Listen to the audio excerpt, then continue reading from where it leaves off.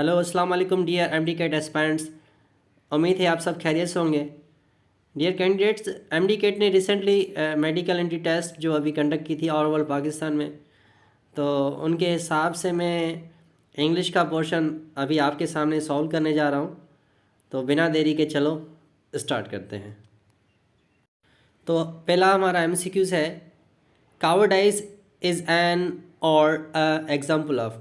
तो कावर्डाइज जो है किसका एग्जाम्पल है? पहला है हमारे पास कॉमन नाउन, दूसरा है प्रॉपर नाउन, थर्ड नंबर है एब्स्ट्रैक्ट नाउन, फोर्थ नंबर है काउंटेबल नाउन। दोस्तों कावर्डाइज की माने है बुज़दिली, और आपको पता है इसका ऑप्शन होगा सी, एब्स्ट्रैक्ट नाउन। दोस्तों एब्स्ट्रैक्ट नाउन हम उससे कहते हैं जिसे हम फील कर सकें मगर देख या टच नहीं कर सकते। हम कावर्डाइज बुज़दिली फील कर सकते हैं, ना ही हम बुज़दिली को देख सकते हैं, ना ही हम उसे टच कर सकते हैं। तो चलिए बढ़ते हैं नेक्स्ट एमसीक्यूज़ की तरफ। दोस्तों नेक्स्ट हमारा एमसीक्यूज़ है, bride groom is an example of. Bride groom किसका एग्जाम्पल है? दोस्तों पहला ऑप्शन है neutral gender, common gender second, third है मैस्कुलाइन जेंडर, फोर्थ है फेमिनिन जेंडर। आप सबने पढ़ी होंगी ये 4 टाइप्स, बेसिकली 5 टाइप्स हैं जेंडर की। Fifth number is a personified gender. आप खुद ही वो अपनी हिसाब से पढ़ लीजिएगा पर्सनिफाइड जेंडर। दोस्तों ब्राइड ग्रूम जो है हम इसको सिंपली 2 ही वर्ड समझते हैं, ब्राइड और ग्रूम। बेसिकली ब्राइड ग्रूम एक ही वर्ड है जो रेफर करता है मेल जेंडर को, और मेल जेंडर को हम ग्रामर की लैंग्वेज में मस्कुलाइन जेंडर कहते हैं। तो इसका ऑप्शन होगा सी। तो थर्ड हमारे पास एमसीक्यूज है, I waited for the bus but it was late. मैंने बस का इंतज़ार किया था मगर वो लेट थी। तो हमने इसमें से क्या करना है, हमें इस सेंटेंस में से आइडेंटिफाई करना है कि ये सेंटेंस का कौन सा टाइप है। बेसिकली आपको पता है 4 सेंटेंसेस के टाइप होते हैं, simple sentence, compound sentence, complex और कॉम्प्लेक्स कंपाउंड सेंटेंस या other words in mix sentence. तो हमारे पास यहाँ पे 2 क्लासेस हैं, एक है आई वेटेड फॉर द बस, दूसरा है इट वाज लेट। ये दोनों इंडिपेंडेंट क्लास है। आप सबको पता है जब 2 इंडिपेंडेंट क्लास मिलके एक सेंटेंस बनाते हैं तो हम उसे कौन सा सेंटेंस कहते हैं? उसे हम कहते हैं कंपाउंड सेंटेंस। वेरी गुड, क्योंकि ये सब ऑर्डिनेट कंजंक्शन से कंबाइन होता है। यहाँ सब ऑर्डिनेट कंजंक्शन कौन सा है? यहाँ पे बट वाला है। तो इसका ऑप्शन क्या होगा? B, compound sentence. Very good. हमारे पास फोर्थ एमसीक्यू से, we can drive dash the tunnel. हमें इनमें से प्रीपोजिशन कोई एक सा चूज़ करना है। नंबर 1 है बाय, बी है इनटू, सी है एट, डी है थ्रू। दोस्तों थ्रू जो होता है इसका ऑप्शन है थ्रू। अब थ्रू क्या होता है? जब किसी चीज़ के बीच में से गुजर के जाएं तो हम उसे वहाँ पे हम कौन सा प्रिपरेशन इस्तेमाल करेंगे? वो हम इस्तेमाल करेंगे थ्रू। और दूसरा एमसीक्यू अगर यहाँ पे और ऑप्शन होता अक्रॉस दी टनल, अक्रॉस होता तो उसकी अलग बने होती, उसका मतलब होता दूसरी बार, दूसरी तरफ, मैं टनल की दूसरी तरफ गया। तो यहाँ पे हमारे पास ऐसा कोई भी प्रपोजिशन नहीं है अक्रॉस की जैसा। तो जब किसी चीज़ में से बीच में से गुजर जाएंगे तो हम उसे वहाँ पे कौन सा प्रपोजिशन यूज़ करेंगे? तो हम वहाँ पे करेंगे थ्रू। तो इसका ऑप्शन क्या होगा? डी। Very good. हमारे पास फिफ्थ एमसीक्यूज़ है, she needs to clean the room. तो हम इसकी सिंपली पैसिव करते हैं। दोस्तों यहाँ पे इसका ऑप्शन होगा डी। अगर मैं आपको यहाँ पे एक्सप्लेन करूँगा तो ये वीडियो बहुत ही लंबी हो जाएगी, तो यहाँ पे मैं डायरेक्टली आपको एमसीक्यूज़ बता रहा हूँ। क्या होगा ऑप्शन इसका correct? D, the room needs to be clean by her. आप खुद की तरफ प्लीज़ पढ़ लीजिएगा अगर आपको समझ नहीं आया होगा। तो सिक्स्थ एमसीक्यूज़ है हमारे पास, what figure of speech is used in the sentence.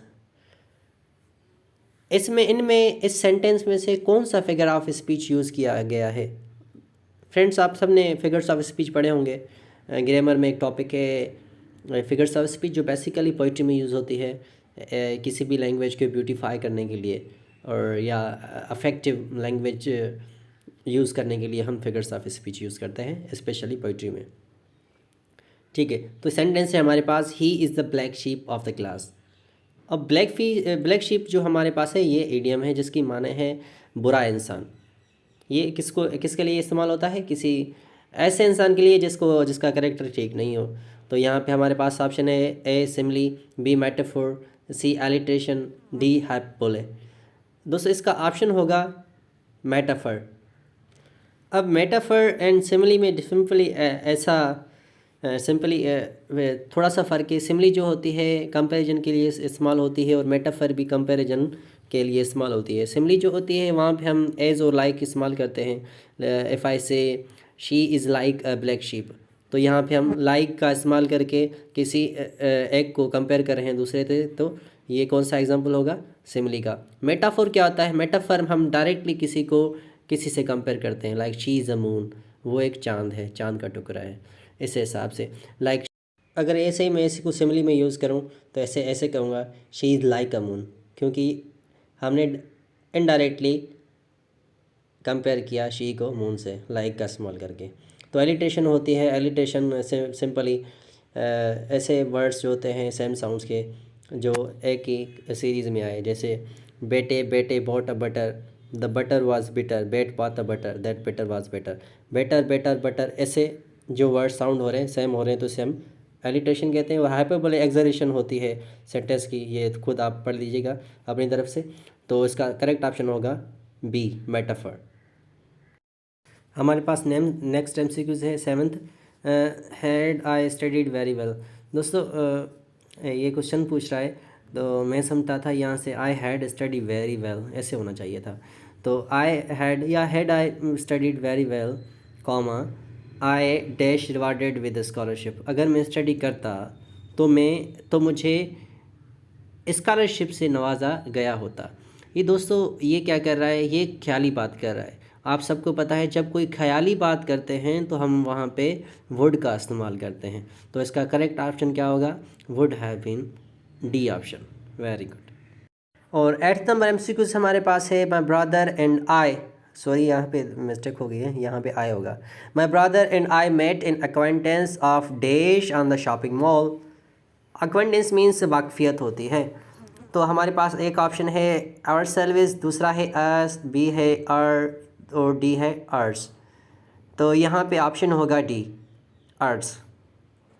कैसे होगा दोस्तों? पॉसेसिव प्रोनाउन जब हम डायरेक्टली हम किसी अपनी पोजीशन को इस्तेमाल करते हैं तो हम डायरेक्टली वहाँ पे हम यू से यूअर्स हो जाता है, माई से माइन हो जाता है, अर से अर्स हो जाता है। तो इसका करेक्ट ऑप्शन क्या है? डी। तो चलते हैं हम नेक्स्ट एमसीक्यूज़ की तरफ। तो 9th एमसीक्यूज़ हमारे पास है द वर्ड एडेप्ट मीन्स। अब एडेप्ट की मीन बतानी है हम एडेप्ट हम कैसे कहते हैं? हम एडेप्ट उसे कहते हैं जो स्किलफुल हो, जो किसी चीज़ में स्किल्ड हो। तो एडेप्ट की ए है नेव, बी है प्रोफिशिएंट, सी है फ्रेंड, डी है abet. Abet, friend, proficient, naive. Naive means सीधा साधा या सिंपली इनएक्सपीरियंस्ड, और proficient means one who has a proficiency in something. Proficiency भी एक टाइप है स्किल का। तो यहाँ पे हमारा करेक्ट ऑप्शन क्या होगा? Very good. तो करेक्ट ऑप्शन क्या होगा? B is proficient. तो हमारा 10th एमसीक्यूज़ है the synonym for the word frugality is dash. Frugality हम उसे कहते हैं किसी चीज़ को जिसे हम ज़ाया ना करना चाहें। तो इसका करेक्ट ऑप्शन क्या होगा? Very good. क्या होगा? ए, इकोनॉमी। इकोनॉमी में क्या होता है? सिंपली हम किसी भी ज़्यादा खर्च से अवॉइड करते हैं, जैसे हम ट्रेन में कहते हैं इकोनॉमी क्लास, इस हिसाब से। 11th एमसीक्यूज़ है हमारे पास the antonym for the word chaotic is. Chaotic का एंटोनियम क्या है? बेसिकली क्वाइटिक हम उसे कहते हैं जिसे अफरा तफरी हो जाए, इधर उधर लोग भागे, या कन्फ्यूजन, स्टेट ऑफ कन्फ्यूजन कहते हैं केओटिक। केओटिक इसकी प्रोनाउंसिएशन कैसे होगी? केओटिक। तो ए है एम्बैरेसिंग, बी है हेक्टिक, इसके मीन्स है एग्जॉस्टिंग, एक्टिक मीन्स जो थकाने वाली चीज़ हो, सी है ऑर्डरली मीन्स तरतीब से, डी है नर्वस, घबराया हुआ। तो केआरटिक की मीनिंग है कन्फ्यूज, स्टेट ऑफ कन्फ्यूजन या डिसऑर्डर्ड सिचुएशन। तो एम्बैरेसिंग की meaning does not match with it. Hectic थका हुआ, इसकी भी नहीं हो रही। ऑर्डरली इसका क्या होगा? करेक्ट ऑप्शन होगा। Very good. तो इसका करेक्ट ऑप्शन क्या है? ऑर्डरली, सी। तो हमारे पास 12th एमसीक्यूज़ है जो रिलेटेड है नरेशन से। जी हाँ, इनडायरेक्ट स्पीच से। हमारे पास डायरेक्ट स्पीच दी गई है, हमें सिंपली उसे इनडायरेक्ट स्पीच में कन्वर्ट करना है। ये क्या कह रहा है? आई सेड टू यू, मैंने आपसे कहा, व्हाट नाइस सीनरी, क्या ज़बरदस्त सीन है। हमारे पास इनडायरेक्ट स्पीच में करना है। मेरे पास है पहला हमारे पास ऑप्शन है I explain that was the nice scene.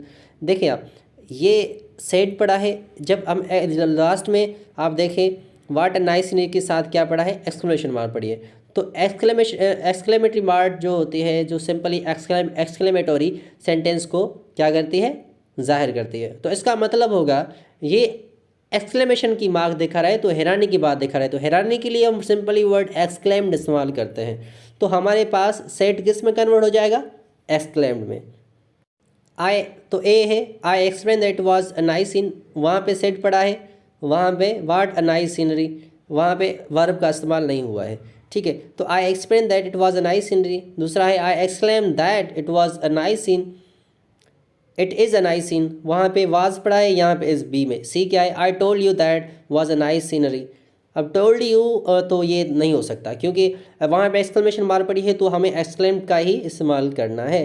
तो सेट है, पास्ट में पड़ा है, तो सीन का सीनरी क्या क्या होगा, वहाँ भी हमें क्या करेंगे, पास्ट का इस्तेमाल करेंगे। तो इसका करेक्ट ऑप्शन क्या होगा, ए। वेरी गुड, ए इसका करेक्ट ऑप्शन है। हमारे पास 13th नंबर MCQ से choose the grammatically correct sentence. हमें क्या करना है, ग्रामेटिकली करेक्ट सेंटेंस को चूज़ करना है। नंबर 1 है, ए ऑप्शन है हमारे पास, no I haven't never been. Have not के साथ नेवर कभी नहीं लग सकता, तो ये भी ऑप्शन क्या होगा, गलत होगा। बी ऑप्शन है, no I haven't ever been to shopping mall, नहीं मैं कभी भी शॉपिंग मॉल नहीं गई। अभी देखिए हैव नॉट के साथ एवर इस्तेमाल हुआ है। ठीक है, सी ऑप्शन क्या है हमारे पास, no I have ever been to shopping mall. No ever जो होता है कभी भी नेगेटिव सेंटेंस में इस्तेमाल नहीं होता। अगर नेगेटिव इस्तेमाल में सेंटेंस होगा तो नेवर एवर बीन होगा। हमारे पास डी ऑप्शन है, no I haven't, have not हो गया ना, तो साइड में क्या पड़ा है, एवर के बाद डी ऑप्शन में नेवर पड़ा है, तो ये भी सेंटेंस क्या होगा, गलत होगा। नंबर सी ऑप्शन क्या है, no I have ever been to a shopping mall, ये भी क्या होगा, गलत ऑप्शन का, क्योंकि एवर बीन नो के साथ एवर कभी भी इस्तेमाल नहीं हो सकता जब हमारे पास पहले ही नो का इस्तेमाल होगा। तो बी ऑप्शन क्या है, no I haven't ever been to shopping mall, have not के बाद एवर इस्तेमाल हुआ है, तो सिंपली इसका करेक्ट ऑप्शन क्या होगा, option B, no I haven't ever been to shopping mall. Very good. तो हमारे पास नेक्स्ट MCQs है 14th number, the child dash spoking to his parents before going on the trip. Option A है have, B है had, C है will be, D है would. तो यहाँ पे सिंपली थर्ड फॉर्म का इस्तेमाल हो गया है, स्पीक, स्पोक, स्पोकन। स्पीक की थर्ड फॉर्म स्पोकन लिखी, इट मीन्स या लगेगा हैव या लगेगा हैड। अगर यहाँ पे वुड हैव होता तो स्पोकन वुड नहीं हो सकता, क्योंकि वुड के साथ फर्स्ट फॉर्म लगती है, वुड हैव होता तो थर्ड फॉर्म लगती। विल बी स्पोकन, ये सेंटेंस भी हमें ऑकवर्ड लग रहा है। The child dash spoke to his parents before going on the trip, वो जाने से पहले उसने अपने पेरेंट्स से कुछ कहा। किसने, उस बच्चे ने। इट मीन्स ये किसको रिफ्लेक्ट कर रहा है, वेरी गुड, पास्ट टेंस को रिफ्लेक्ट कर रहा है। तो इसका करेक्ट आंसर क्या होगा, B had. The child had spoken to his parents before going on the trip. तो 15th नंबर हमारे पास MCQs है। 15th नंबर MCQs कह रहा है कि the cause of car accident can have been malfunctioning brake pads. तो यहाँ पे सिंपली हम करेक्ट करनी है, मींस अंडरलाइन वर्ड में से कोई एक वर्ड बताना है जिसमें एरर है। तो सिंपली ये एक एरर डिटेक्शन का MCQs है। तो ए ऑप्शन है द काज, बी है कैन, सी है हैव, डी है मल फंक्शनिंग। तो इसका करेक्ट ऑप्शन क्या होगा, बी। हैव के साथ कभी हम कैन का इस्तेमाल नहीं करते, तो एक्सीडेंट हैव बीन होगा। वेरी गुड, इसका करेक्ट ऑप्शन बी। तो चलते हैं नेक्स्ट MCQ की तरफ। नेक्स्ट MCQ है हमारा 16 नंबर, I am as much intelligent as dash. A है ही, मैं उसकी तरह होशियार हूँ, ज़हीन हूँ। ए है ही, बी है हिमसेल्फ, सी है हिम, डी है हिज। तो इसका करेक्ट ऑप्शन ए है। रीज़न क्या है, जब हम इसके कह रहा है he is a subjective pronoun, he क्या है, सब्जेक्टिव प्रोनाउन है, क्योंकि इसको सब्जेक्ट में इस्तेमाल करते हैं, इसको हम क्या कहेंगे, subjective pronoun. In formal English we when making comparison the following pronoun should be in the nominative case. जब हम फॉर्मल सेंटेंस इस्तेमाल कर रहे हैं तो किसी भी सब्जेक्टिव प्रोनाउन को फॉर्मल लैंग्वेज में सब्जेक्टिव केस में या नॉमिनेटिव केस में उसे रखेंगे, तो इसका करेक्ट ऑप्शन क्या होगा? ही। या ऐसे मैं कहूँ एक डिफरेंट एग्जांपल के साथ, आई एम ओल्डर देन, या ऐसे कहूँ he is Elder than me या एल्डर देन आई, तो फॉर्मल इंग्लिश में क्या होगा? Elder than I. Very good. Informal में क्या होगा? मी। तो फॉर्मल लैंग्वेज में हम सिंपली नॉमिनेटिव केस रखते हैं किसी भी प्रोनाउन की। तो इसका करेक्ट ऑप्शन क्या है? ए। Very good. तो नेक्स्ट एमसीक्यू है हमारा जो सिंपली रिलेटेड है कॉम्प्रिहेंशन के। ये आपको कॉम्प्रिहेंसिव पैराग्राफ दिया गया हो जिसकी मैं रीडिंग करता हूँ अभी। Comprehension of medical books. अब मेडिकल बुक्स को समझना is considered as one of the most difficult process. Medical के किताबों को समझना एक बहुत ही डिफ़िकल्ट प्रोसेस माना जाता है। Among understanding technical terms of diverse fields. अभी वहाँ पे क्यों उसको मेडिकल की बुक्स को समझना डिफ़िकल्ट है? क्योंकि उसमें जो वर्डिंग इस्तेमाल होती है वो टेक्निकल और डिफ़िकल्ट होती है, जो डाइवर्स होती है, मुख्तलिफ होती है दूसरी फील्ड से। लाइक एग्जांपल, अब मेडिकल टर्म से डिफरेंट है, इंजीनियरिंग से डिफरेंट है, लॉ फील्ड से डिफरेंट है, बिजनेस फील्ड से। तो ऐसे ऐसे डिफरेंट फील्ड की डिफरेंट वोकेब को हम क्या कहते हैं? जॉर्गन कहते हैं। तो ये कह रहा है फर्स्ट सेंटेंस कह रहा है कि मेडिकल की किताबों को समझना बहुत ही डिफ़िकल्ट है क्योंकि उसको टेक्निकल और डाइवर्स वोकेब उसमें इस्तेमाल होती है, तो इसलिए वहाँ उसको मेडिकल बुक्स को समझना बहुत ही डिफ़िकल्ट है। Many studies have considered reading as a guessing activity. बहुत सारी स्टडीज़ इस रिसर्च की गई है कि रीडिंग को एक अंदाजे वाली ही एक्टिविटी माना गया है, which means regardless of students level. It means student की लेवल के हिसाब से उसको सिर्फ एक गैसिंग की एक्टिविटी माना गया है, अंदाजे वाली एक्टिविटी माना गया है। किसके मस्बत? स्टूडेंट की लेवल के मस्बत। The text will frequently contains numerous difficult word. क्यों? क्योंकि उसमें डिफ़िकल्ट वर्ड्स होते हैं, स्टूडेंट्स की लेवल के हिसाब के नहीं होते, उसकी लेवल से मैच नहीं करते। और दूसरा, उसकी मेडिकल फील्ड की वोकैब अलग है, इंजीनियरिंग फील्ड की वोकैब अलग है, और बिजनेस फील्ड की वोकैब अलग है, लॉ की वोकैब अलग है। तो हर एक फील्ड की हर एक फील्ड में डिफरेंट वोकेबुलरी हम इस्तेमाल करते हैं। तो उस स्पेशल टाइप ऑफ वोकेबुलरी को हम जार्गन कहते हैं। ये याद करना दोस्तों, जो फील्ड में जिस टाइप की लैंग्वेज यूज़ की जाए, जिस टाइप की वोकेब यूज़ की जाए, उसे हम जार्गन कहते हैं। तो मेडिकल को बुक्स को समझना बहुत ही डिफ़िकल्ट है क्योंकि उसमें मेडिकल टर्म होते हैं और डिफरेंट डाइवर्स फील्ड्स के वर्ड्स होते हैं जो, और स्टडी ने भी प्रूव किया है कि जो पढ़ने वाले स्टूडेंट्स हैं वो उनकी लेवल के उनकी लेवल के वोकैब नहीं होते, जो पढ़ते हैं और सिंपल ही उसको एक गैस करते जाते हैं। और फ्रीक्वेंटली उसमें क्या होते हैं? डिफ़िकल्ट वर्ड्स होते हैं जो उस स्टूडेंट्स को समझ के ईज़िली समझ में नहीं आते। The ability to guess and infer the meaning of unknown terminology might be viewed as a skill that should be developed. हाँ, अब इन वर्ड्स की टेक्निकल टर्म्स की वर्ड्स की करेक्ट मीनिंग गेस करना एक अननोन टर्मिनोलॉजी है जिसे हम स्किल भी कहा जाता है। अब आपको किसी वर्ड आपने पढ़ लिया कोई सेंटेंस और इस वर्ड की आपको मीनिंग नहीं आ रही, वो ऑटोमेटिकली यूर सबकॉन्शियस और the conscious mind refers the correct meaning of that word even you haven't ever gone through the dictionary, but you can understand the actual meaning of that word according to the context. ये भी एक skill है। अगर आपने कोई word कभी पढ़ा ही नहीं है, आपको सेंटेंस के सामने आ रहा है और आपको कॉन्टेक्स्ट के हिसाब से उसकी मीनिंग आ रही है, ये भी एक इसकी स्किल है।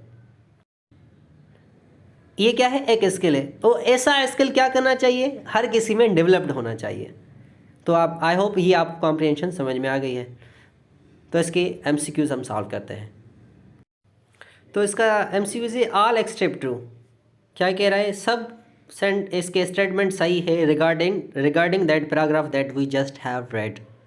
तो ए है acquiring technical jargon is difficult in technical profession such as medical. तो हर किसी फील्ड की वोकेब को समझना क्या है? डिफ़िकल्ट है। जार्गन मीन्स किसी भी फील्ड की स्पेसिफिक वोकेब। अब टेक्निकल वोकेब जो है समझना किसी भी फील्ड की बहुत डिफ़िकल्ट है। हाँ, ये ट्रू स्टेटमेंट है। अगर हम बिजनेस अगर हम मेडिकल के रिलेटेड फील्ड से हम वास्ता रखते हैं तो हमें श्योरली मेडिकल की फील्ड के जारगान तो समझ में आएगी, पर हमें लॉ की नहीं आएगी, बिजनेस की नहीं आएगी, इंजीनियरिंग की नहीं आएगी। ये ट्रू स्टेटमेंट है। तो बी ऑप्शन है, the only reading approach used by the medical student is inferring the meaning of challenging word. ये सिर्फ जो वर्ड जो हमें ये पैराग्राफ की मीनिंग है, तो इसका पैराग्राफ सिर्फ रेफर कर रहा है कि जो वर्ड्स आ रहे हैं वो स्टूडेंट्स के लिए सिर्फ ही चैलेंजिंग है। सिर्फ क्या है? चैलेंजिंग है। तो सी है, the technical terminology makes compression of medical text challenging. अब टेक्निकल टर्मिनोलॉजी, टेक्निकल वर्ड्स जो यूज़ होते हैं किसी भी मेडिकल टेक्स्ट को समझने में, वो बहुत ही चैलेंजिंग होता है स्टूडेंट्स के लिए। ये भी क्या हो गया? ट्रू हो गया। तो दोस्तों इसमें से आपको कौन सा गलत लग रहा है स्टेटमेंट? वेरी गुड, कौन सा लग रहा है? बी वाला। तो रीडिंग ओनली एक अप्रोच नहीं है स्टूडेंट की मीनिंग, स्टूडेंट की अप्रोच समझने के लिए। रीडिंग अप्रोच एक अप्रोच है जो स्टूडेंट के स्किल को समझने की क्या है? वेरी गुड, चैलेंज की, जो स्टूडेंट्स की एबिलिटी समझने की एक चैलेंज है, ना कि वर्ड समझने की। तो स्टूडेंट्स को वर्ड कितने आते हैं? वेरी गुड, उसका करेक्ट ऑप्शन क्या है? बी। आई होप आपको समझ में आ गया होगा। अगर अभी भी आपके माइंड में कोई सवाल रह गया हो तो काइंडली कमेंट बॉक्स में पूछ लेगा। वीडियो को लाइक और सब्सक्राइब करें। Thank you very much for your time. अल्लाह हाफिज़। मिलते हैं अगले लेक्चर में।